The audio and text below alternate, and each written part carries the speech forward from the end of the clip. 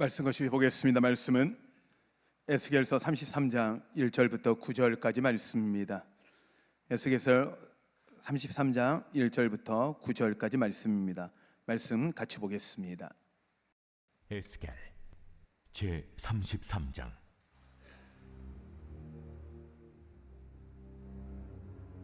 여호와의 말씀이 내게 임하여 이르시되, 인자야, 너는 내 민족에게 말하여 이르라. 가령 내가 칼을 한 땅에 임하게 한다 하자. 그 땅 백성이 자기들 가운데 하나를 택하여 파수꾼을 삼은 그 사람이 그 땅에 칼이 임함을 보고 나팔을 불어 백성에게 경고하되, 그들이 나팔 소리를 듣고도 정신 차리지 아니하므로 그 임하는 칼에 제거함을 당하면 그 피가 자기의 머리로 돌아갈 것이라. 그가 경고를 받았던들 자기 생명을 보존하였을 것이라. 나팔 소리를 듣고도 경고를 받지 아니하였으니 그 피가 자기에게로 돌아가리라. 그러나 칼이 임함을 파수꾼이 보고도 나팔을 불지 아니하여 백성에게 경고하지 아니하므로 그 중에 한 사람이 그 임하는 칼에 제거당하면 그는 자기 죄악으로 말미암아 제거되려니와 그 죄는 내가 파수꾼의 손에서 찾으리라. 인자야, 내가 너를 이스라엘 족속의 파수꾼으로 삼음이 이와 같으니라. 그런즉 너는 내 입의 말을 듣고 나를 대신하여 그들에게 경고할지어다. 가령 내가 악인에게 이르기를 악인아 너는 반드시 죽으리라 하였다 하자. 내가 그 악인에게 말로 경고하여 그의 길에서 떠나게 하지 아니하면 그 악인은 자기 죄악으로 말미암아 죽으려니와 내가 그의 피를 네 손에서 찾으리라.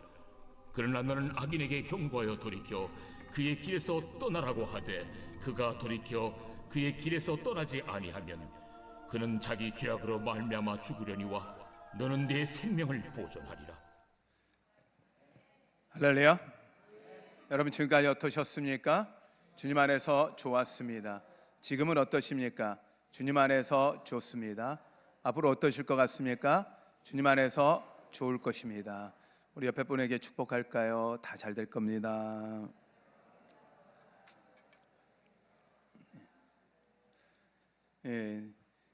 또 늦은 장마여서 여러 상황들이 좋지는 않은데 여러분들 장마 기간에도 건강 조심하시고 항상 하나님 은혜가 여러분 가운데 함께하길 축원합니다.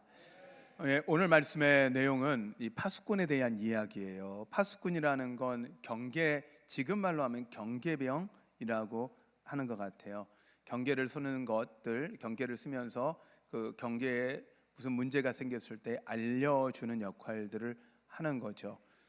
전쟁에 있어서 가장 중요한 역할을 하는 사람, 이 경계병 파수꾼 같아요. 그래서 오늘 하나님은 이 파수꾼을 통해서 비유로 말씀하시는 거죠. 파수꾼을 통해서 하나님의 그 사랑과 하나님의 뜻을 전하는 것들을 이야기를 하고 있습니다. 오늘 이제 우리가 계속 에스겔서 말씀을 볼 텐데 에스겔서는 어느 상황에 선포된 말씀인지 우선 시대적 배경을 보면 이스라엘 포로기에 선포되어진 말씀이에요. 이스라엘이 바벨론에 의해서 3번의 공격을 받고 마지막 성전이 회파되면서 이 나라가 완전히 멸망하게 되는데 그 전에 2번의 먼저 포로가 있었어요. BC 605년이죠. 이때가 다니엘과 유력한 정말 다니엘과 이스라엘 백성 안에서 뛰어난 사람들이 다 바벨론으로 포로가 잡혀가게 되어진 시기가 1차 포로기고요. 2차 포로기가 597년이에요. 그 2차 포로기 때 에스겔이 잡혀가요. 에스겔이 잡혀갔는데 에스겔이 잡혀갈 나이가 25세, 25이에요. 근데 그 이스라엘 법상, 이스라엘 제도상 선지자나 제사장이 되어지고서 사역을 시작하려면 30이 돼야 돼요.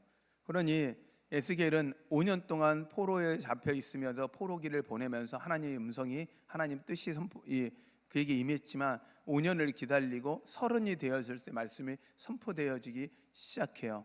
그 말씀이 선포했지만 이스라엘 백성이 듣지 않아요.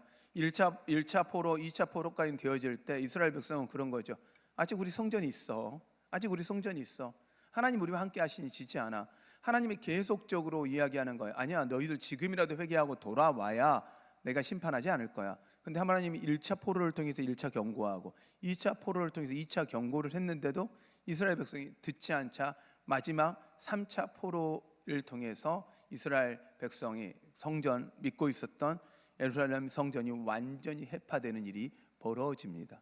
이 상황 속에서 에스겔이 하나님의 말씀을 선포했던 시기, 바로 이 시기가 오늘 성경의 내용입니다. 그래서 이스라엘 백성들이 회파되기 전까지 하나님은 그렇게 경고하는데 이스라엘 백성은 경고를 듣지 않아요. 근데 하나님이 이야기하는 거죠. 야, 파수꾼이 외치지 않은 건 파수꾼의 책임이지만 그 소리를 듣지 않고 자는 사람은 그 파수꾼의 책임이 아니라 듣지 않은 사람의 책임이다. 제가 이제 군대 생활을 해보면서 이 경계병을 해봤잖아요. 군대를 갔다 오신 분들은 다 경계를 하잖아요. 자, 원래 경계병을 쓸 때는 어디를 대상으로 경계를 서냐면 밖에 외부에 담 밖에 있으면 군대 벽 담이 있으면 담 밖에 적이 쳐들어오는지 혹시나 누가 들어오지 않을까 하고 근무를 서야 돼요. 그래서 근무를 쓸 땐 밖을 보면서 근무를 서야 되는데 이제 군대에서는 죄송합니다. 네, 다 안을 쳐다봅니다. 왜냐하면 선임은 자요. 선임은 자니까 후임은 뭐 해야 돼요? 선임이 안전하게 자도록, 왜냐하면 장교들이 순찰을 할 때 들키지 않게, 잔다는 게 들키지 않게, 그래서 그 장교가 걸어가서 순찰을 돌다 그러면 후임은 그 소리를 듣고 빨리 선임을 깨워야 돼, 안전한 척 하도록. 그런데 이 둘이 그 경계를 쓰다가 가끔 저같이 잠이 많은 사람은 경계를 쓰다가 선임이 자는데 저도 같이 자요. 그러면 희한하게 해필이면 꼭 멀쩡하게 떠 있을 때는 안 와요. 잠이 들 때쯤 잠을 자고 있으면 졸려고 하면 그때 희한하게 딱 오더라고요. 어떻게 아마 이 돌아가 순찰하시는 장교들은 아마 그 시간 타임들을 잘 아는 것 같아요. 근데 놀라운 건 제가 자고 있다가 저는 잠깐 졸았는데 갑자기 그 선임이 벌떡 깨가지고 그러는 거예요. 야, 똑바로 안 서. 그래요. 그러면 눈이 뻘쩍 떠가지고 딱 하잖아요. 그러면 놀랍게 내 눈앞에 장교가 딱 서 있어요. 그 선임은 기가 막히게 자다가 그 소리를 들어요. 나중에 제가 선임이 되니까 저도 들리더라고요. 그런데 경계변이라는데 이게 얼마나 중요하냐. 적이 쳐들어오는데 생각을 해보세요. 적이 쳐들어오면 어떻게 해야 돼요? 이 경계병은 나팔을 강하게 불러야 돼요. 그런데 경계병이 소심해요. 혹시나 잠자고 있는 사람들이 나팔 소리에 놀래가지고 깨면서 이 마음을 상하지 않을까. 그래서 깨우지를 못하는 거예요. 적이 쳐들어오는데 파수꾼이 나팔을 안 불고 그래도 조금 작게 불러야지 하고 삐 이렇게 생각해 보세요. 그러면 여러분 이 파수꾼은 뭐예요? 자기 임무를 제대로 안 한 거죠. 어떻게 해야 돼요? 파수꾼은 이 잠자는 사람들, 지금 안에 있는 사람들은 자기들이 이 안에 있는 사람은 누구만 믿고 자는 거예요? 파수꾼만을 믿고 자는 거예요. 경계병만을 믿고 자는 거예요. 그러니 언제라도 이 사람들의 눈치를 보지 않고 그 파수꾼은 어떻게 하냐면 하고 어떻게 해야 돼요? 나팔을 크게 불러야 되는 게 이 파수꾼의 역할이에요.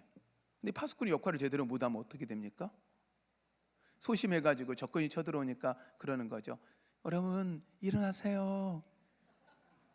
일어나세요. 적이 쳐들어왔어요. 아우 잠자는데 미안한데 일어나야 될 것 같아요. 이러면 어떻게 여러분들 이게 장난으로 들릴 거 아니에요. 가짜처럼 들릴 거 아니에요. 그러면 파수꾼은 그 책임을 지게 된다라는 거예요.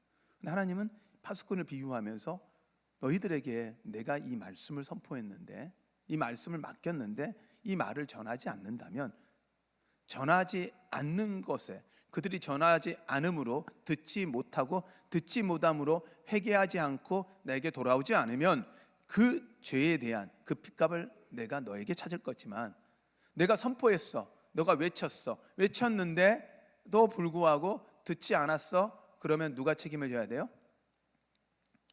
듣지 않은 사람의 책임이다라는 게 오늘 성경의 이야기예요. 저는 그래서 오늘 설교의 제목을 나를 대신하여 그들에게 경고할지어다라고 제목을 정했는데 이 제목을 가지고 같이 말씀을 나누려고 해요. 근데 왜 하나님이 경고하실까요? 그리고 이 경고를 전하는 자로서의 역할을 하나님 우리에게 맡겼는데 그 역할은, 그 전하는 자의 역할은 어떤 것일까요?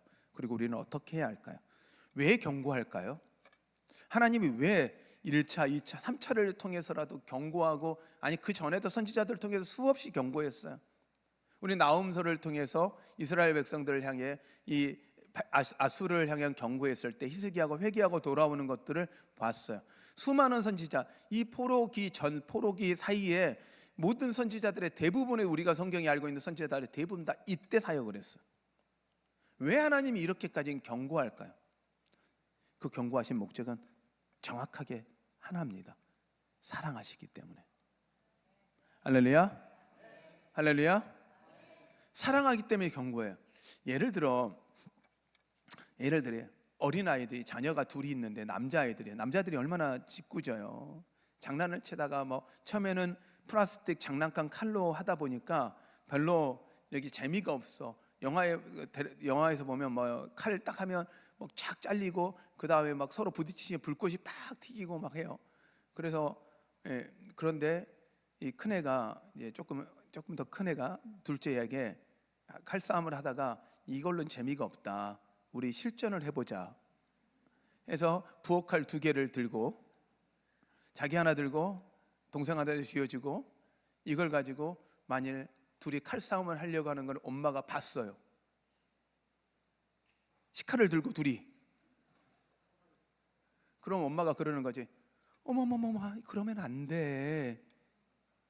애들아, 그렇게 놀지 말고 조심히 놀아. 이러겠어요? 여러분 어떻게 하겠어요? 어떻게 해야 돼요? 그 애들이요, 우선 간이 떨어지든 애가 떨어지든 상관없이 어떻게 해야 돼요? 엄마는 자기가 할 수 있는 최대의 소리를 질러 야! 하고 외치지 않을까요? 여러분들은 자녀를 안 사랑하는 겁니다. 분위기상 보니까 자녀를 안 사랑하는 거예요. 여러분, 사랑한다면 어떻게 해야 돼? 안 돼! 하고 엄마는 어떻게 돼요? 달려가서 이 아이들을 혼을 내고 그 크리아에게서 그 전달되려고 하는 칼을 어떻게 해요? 무슨 수를 써서라도 뺐을 거 아니에요. 왜요? 아이, 사랑하니까 둘이 재밌게 칼 가지고 놀게 놔둬야죠. 예, 얼마나 재밌겠어요. 픽픽 불꽃도 튀기고 하다가 탁 하면 뭐 좀 피도 나고, 아파 봐야 알 거 아니에요? 안 할 거 아니에요? 여러분, 이렇게 놔두실 거예요?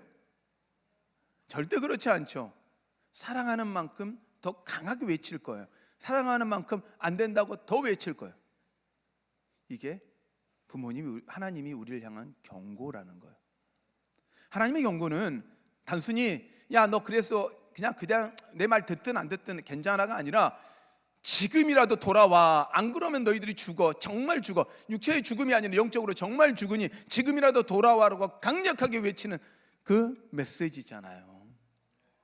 그걸 안 듣자 예수 그리스도까지 보내셔가지고 우리에게 말씀하는데도 우리가 뭐예요? 안 듣는 거예요. 안 듣는 거예요. 경고는 하나님이 우리를 향한 회개를 하고 돌아오기 위한 하나님의 경고의 메시지고, 그건 사랑의 메시지임을 여러분 믿으시기 바랍니다. 하나님의 그 경고는요, 그리고 하나님의 외침은요, 다른 게 아니에요. 사랑의 관계의 회복이에요. 처음 아담을 창조하셨을 때 에덴 동산에서 하나님과 같이 동행하며 같이 걸으며 같이 나누었던 그 사랑의 관계로 돌아오라는 거예요. 예배 똑바로 드려, 이게 아니라고요. 뭐 헌금 똑바로 해, 이게 아니라고요. 하나님은 우리의 마음과 마음이, 뜻과 마음과 정성을 다하여 서로 하나님은 사랑하기를 원하는 거예요.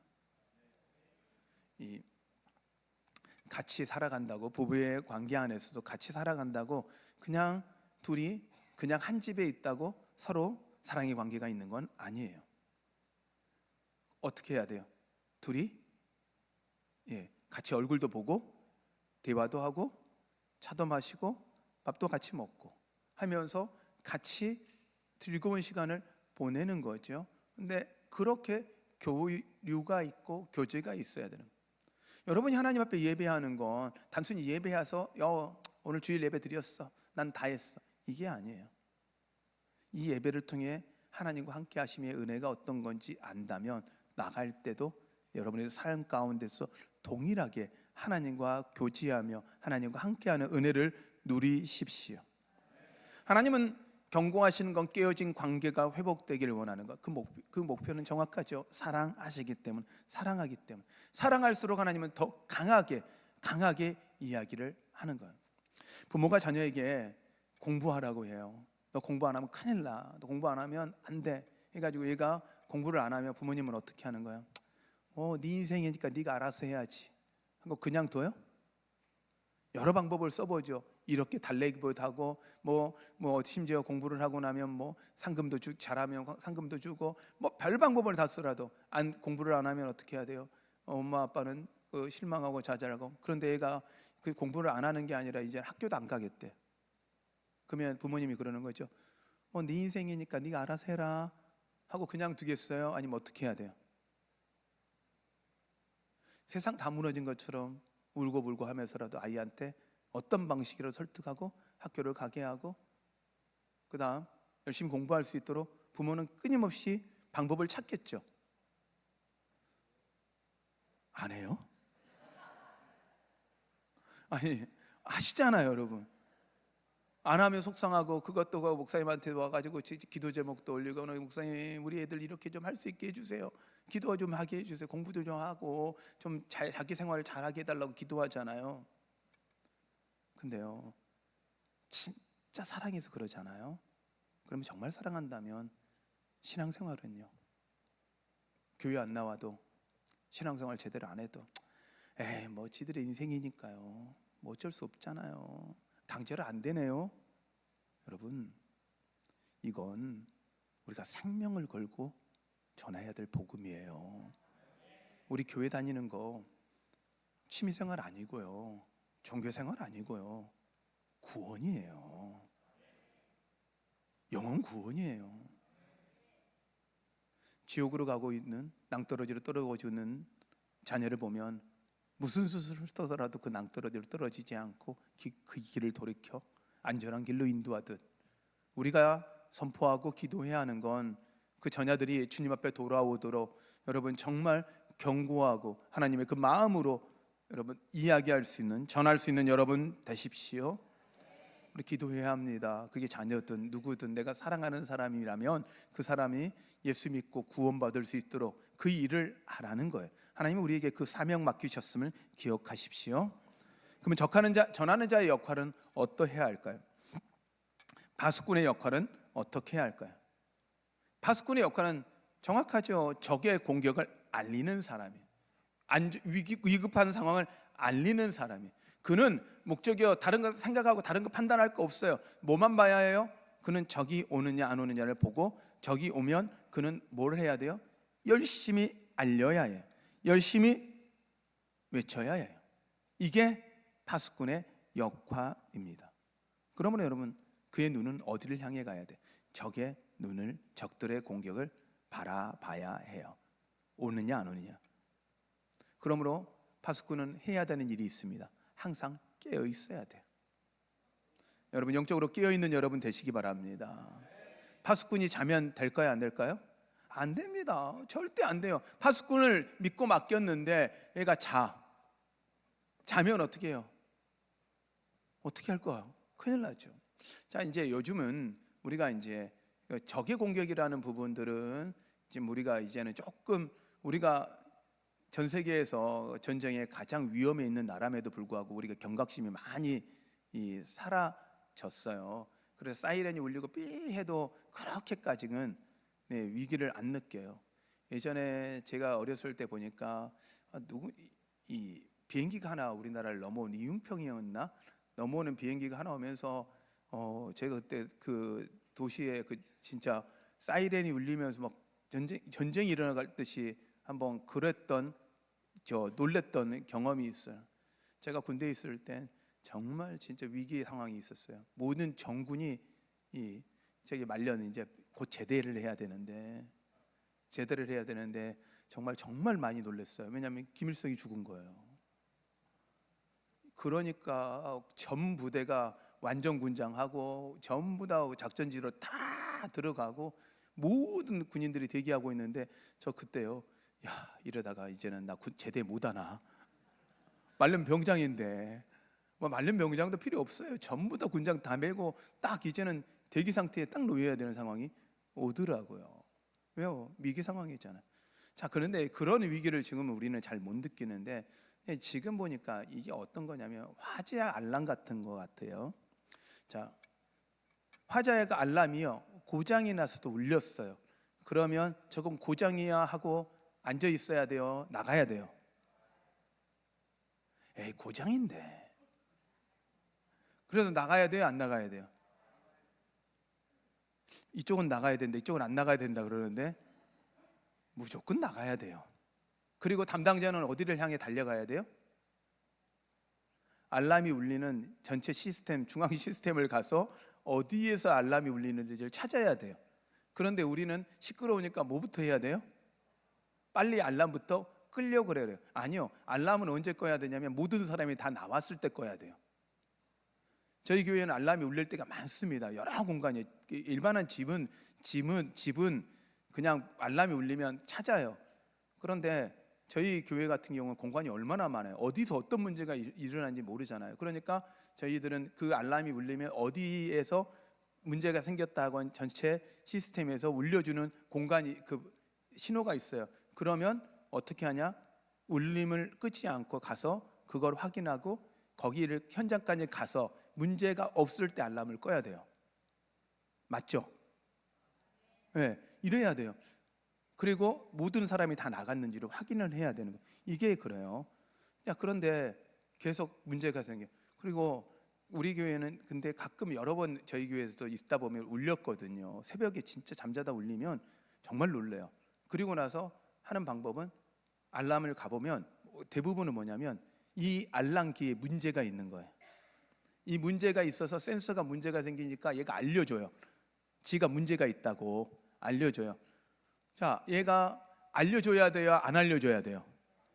근데 온 천지가 시끄러워. 지 하나 다쳤다, 지 하나 문제 있다고요. 우리 교회의 모든 방에 저희 교회는 그 소방 시스템을 의뢰를 맡겨서 전체적으로 점검을 하고 담당자가 우리 중화인 장로님인데 그 문제가 생기면 어떻게 해야 돼요?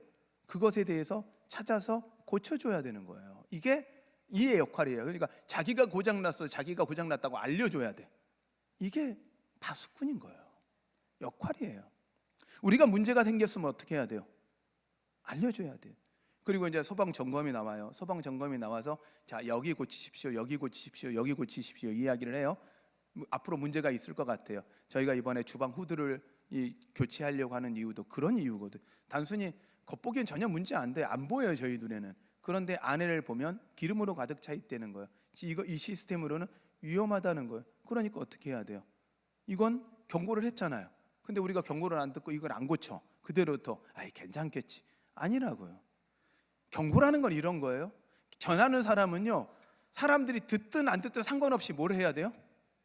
이야기를 해야 되는 거예요. 얘는 뭐 해야 되냐면 내가 고장났으니까 고치십시오. 내가 화재가 감지해서 했으니까 왜 이 사람들이 놀래든 안 놀래든 상관없어요. 여러분 이 비상벨 울려보세요. 우리 교회 비상벨 울리면 소리가요 얼마나 큰지 몰라요. 깜짝 놀라요. 놀라도 해야 돼요. 놀라도 알람을 끄면 안 돼요. 여러분 영적인 알람은 이런 거예요. 내 안에 하나님 이거 정도는 봐줘도 되잖아, 이 정도 괜찮잖아. 아니라고요. 잘못됐으면 하나님이 우리 안에 강하게 외치도록, 강하게 경고하도록 우리 안에 영적으로 깨어있는 여러분 되시기 바랍니다. 아멘. 파수꾼이요 듣는 사람들이 놀랄까봐 아니요, 놀래게 만드는 거예요. 파수꾼의 역할은 놀래게 하는 거예요. 놀라서 일어나고 빨리 일어나서 나오라는 거예요. 대비하라는 거예요. 이게 파수꾼의 역할이라는 거죠. 하나님 우리에게 파수꾼의 사명을 주셨는데 세상이 놀래게 그냥 놀라도록 그냥 놀라지 않게 하는 게 아니라 놀라서 돌아오고 하나님은 알고 아니야 지금이라도 늦지 않았어. 여러분 우리 인생은요 내일을 장담할 수 있는 인생은 여기서 아무도 없습니다. 제가 조금 더 젊으니까 여러분보다 내일이 더 확신하고 내일은 나에게 주어졌다? 아니에요. 하나님이 우리에게 주어진 시간은 정확하게 과거에서부터 지금까지입니다. 지금까지입니다.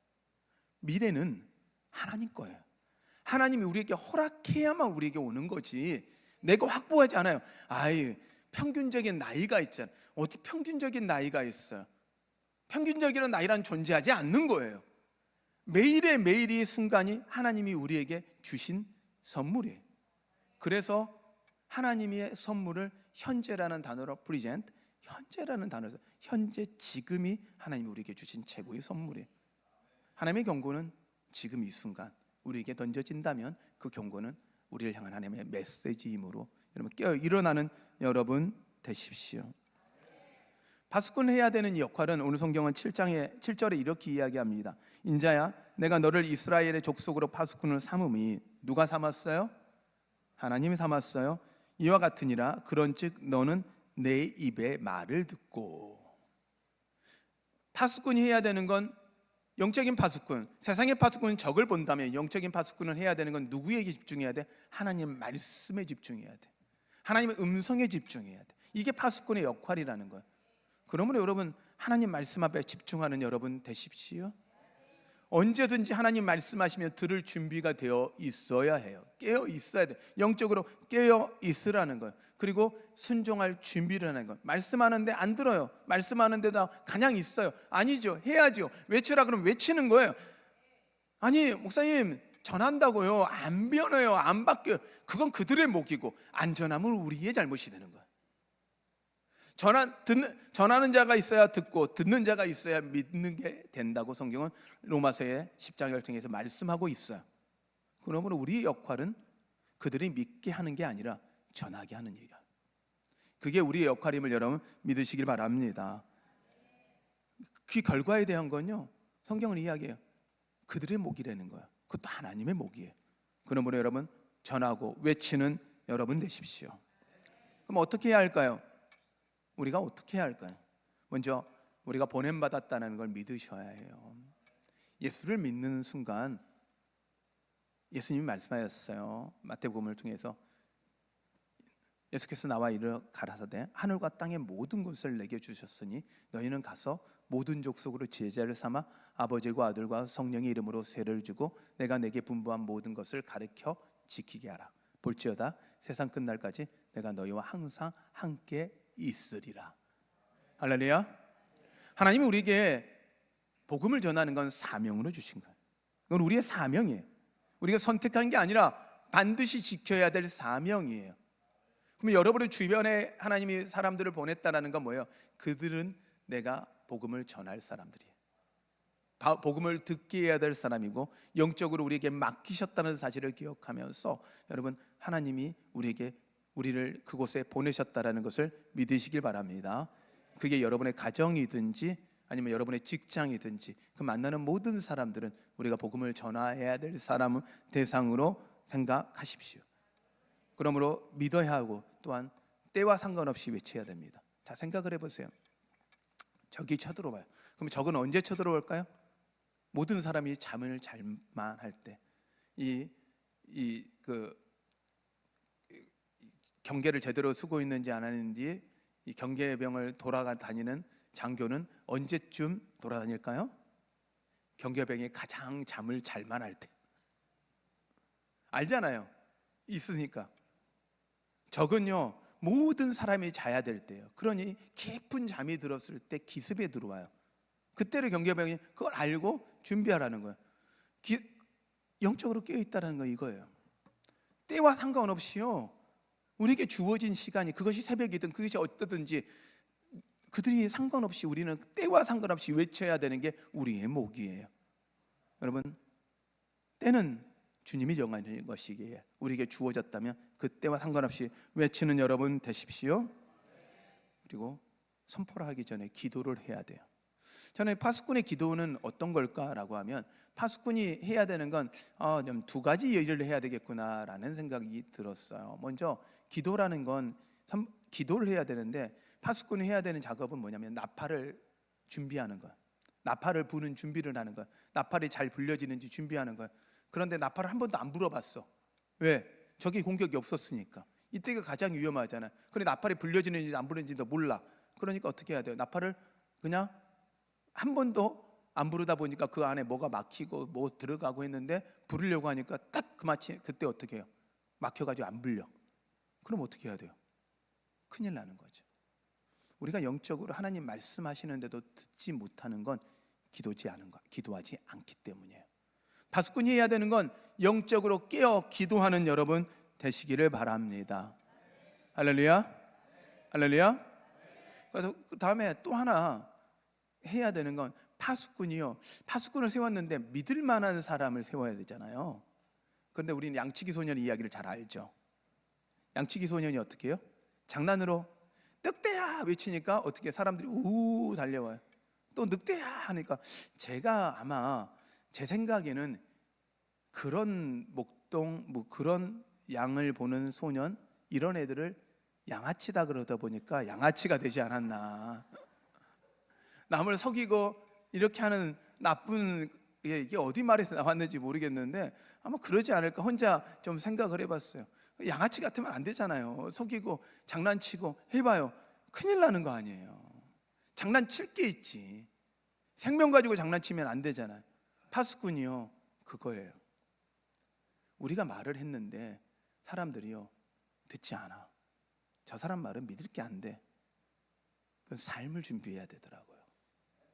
기도를 준비한다면 우리의 삶이 신뢰할 만한 삶이어야 되더라고요. 여러분 그리스도인의 삶은요 세상에 노출되어 있는 삶이에요. 우리는 성경을 읽고 예배를 드리며 하나님을 알아가지만 세상은요 우리의 모습을 읽고 하나님을 알아요. 그런 사명이 우리에게 주어진 거예요. 저 그냥 교회 아무것도 모르지만 교회에 다녀요. 교회를 얼만큼 다녔는지 상관없어요. 예수님이 얼마나 믿었는지 어느 시간이 되었는지 몰라요. 사람들은요 우리가 교회를 다니면 누구나가 하나님의 자녀로 거듭난 사람이라고 생각하고 바라봐요. 그게 때로는 부담됩니다. 목사라는 단어가 불려지는 게 부담스러울 때가 있어요. 그냥 몰랐으면 좋겠어. 왜? 편하게 좀 있고 싶어서. 근데요 그 목사라는 그 사명이 부담이 되어지는 순간 또 은혜가 되더라고요. 왜요? 내 삶을 항상 정결하게 해요. 함부로 못해요. 자동차가 운전하고 있다가 앞에 누가 끼어들어요. 앞에다 대놓고 문 열고 이야 이게 욕을 하면 될까요 안 될까요? 이게 습관이 되다가 성도들과 같이 타는 순간 앞에다 끼니까 이게 나오면 안 되는 거예요. 근데요 그게 내가 목사가 그럴 수도 있지. 목사라는 타이틀이 저를 만들어 가더라고요. 성도라는 건 여러분의 직분이 집사고 권사고 장로라는 그 직분이 여러분을 보호하는 직분일 수도 있어. 그러므로 여러분 그리스도인이라는 건 삶으로 살아내야 합니다. 삶으로 보여져야 합니다. 삶으로 전해져야 합니다. 우리에겐 하나님 복음을 맡기셨습니다.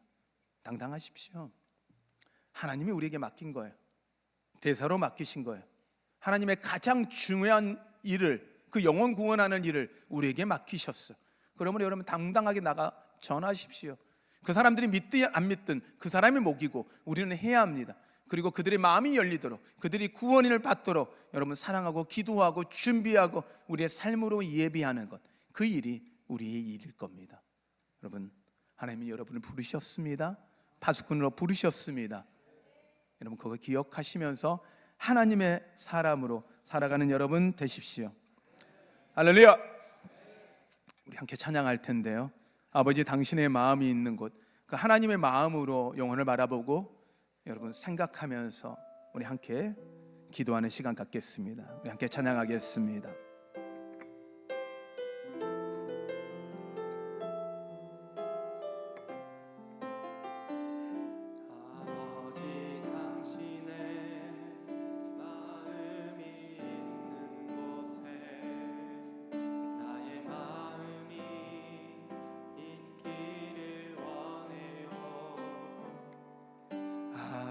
아버지 당신의 눈물이 고인 곳에 나의 눈물이 고이길 원해요.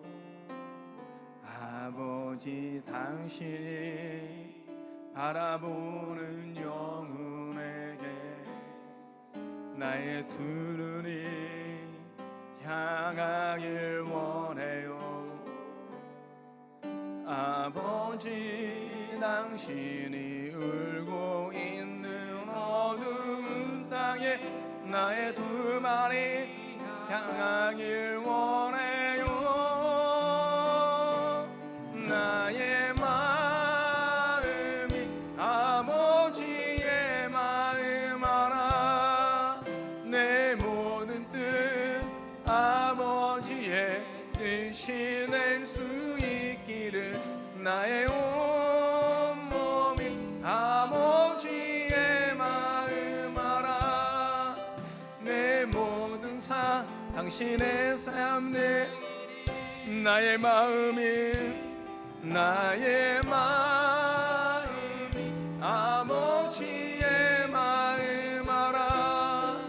내 모든 뜻 아버지의 뜻이 될 수 있기를 나의 온몸이 아버지의 마음 알아.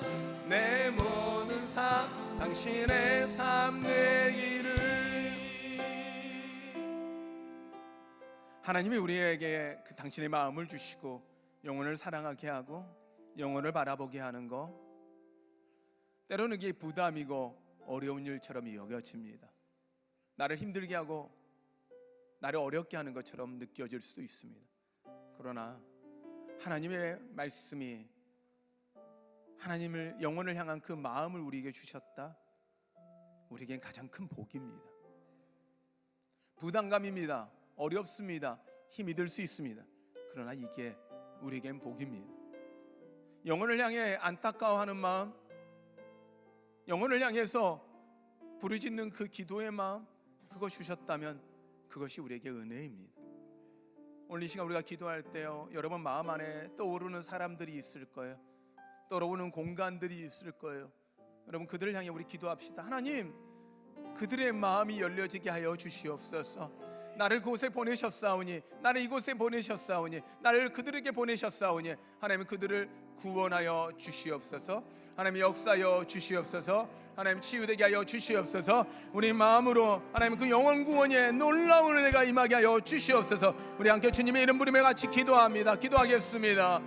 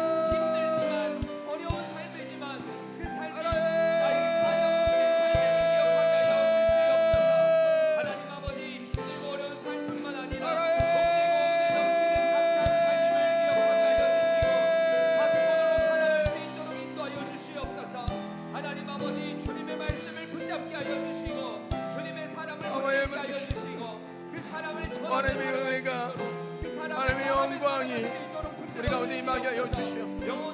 하나님이 하나님이신 것을 깨닫고 알아가도록 하나님 역사하여 주시옵소서. 주님이 일하시옵소서. 행하시옵소서. 역사하여 주시옵소서. 주님을 기대합니다. 주님을 의지합니다. 주님을 바라봅니다. 일하시옵소서. 하나님, 아버지 마음으로 영혼을 바라보길 원합니다. 주님이 향한 그 눈을, 그곳을 바라보며 기도하길 원합니다. 하나님의 머무는 그곳에 함께 머물길 원합니다. 주님, 그 영혼들 구원, 그 사명 우리에게 맡기셨는데 그 사명을 위해 살아가는 저희들 되게 도와주시옵소서. 주님, 간절히 기도합니다. 주님, 그들의 마음을 움직여 주시고 주님을 알게 하시고 구원받게 하여 주시옵소서. 주님께서 그렇게 하실 거 믿사하며 예수님의 이름으로 기도하였습니다.